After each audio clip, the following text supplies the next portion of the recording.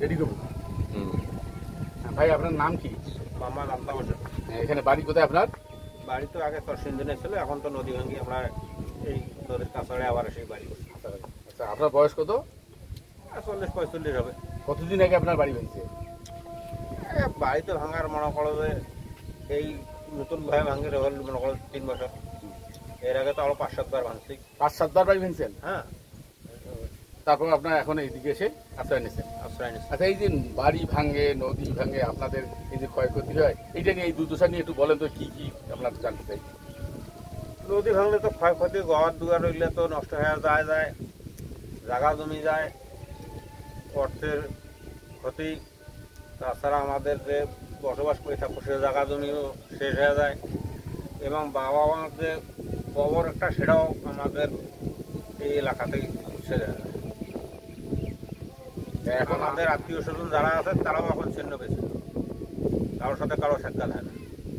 মানে যেখানে পাচ্ছে সেখানে কর্ম করি খাচ্ছে। তাহলে শুধু নাহলে আমি তাহলে কি মনে হচ্ছে, আপনার খালি নদী জমি জমায় ধ্বংস করেনি না, আপনার বাবার কবর দেওয়ারও তো করতে পারতেছেন না, তাই তো বললেন? হ্যাঁ।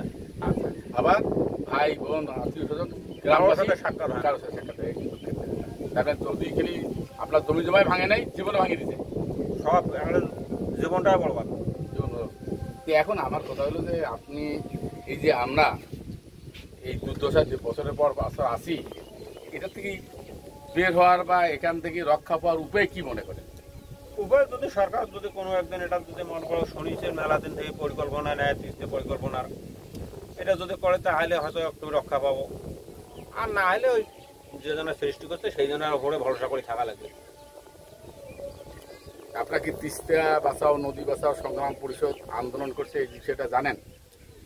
শুনি ইল্লা। যাই হোক, এখন আমার ওটাই হলো যে আজকে তিস্তা বাঁচাও নদী বাঁচাও সংগ্রাম পরিষদ এই গোটা তিস্তা নিয়ে যে সংগ্রামটা করছে, আমাদের আগামী 6 জুলাই কাউনিয়া রেল সেতু চত্বরে আমাদের সমাবেশ আছে। আপনারা আসেন, আমাদের এই সমাবেশে যোগ দিয়ে এই আপনাদের যে দুঃখ দুর্দশা আবারও সেই দুঃখ এইটা থেকে আমরা পরিত্রাণ পাওয়ার জন্য যে লড়াই সংগ্রামটা আমরা করছি, সেই লড়াই সংগ্রামে সবাই আমরা ঐক্যবদ্ধ হয়ে কাজটা করি। ধন্যবাদ ভাই। আসসালামু আলাইকুম।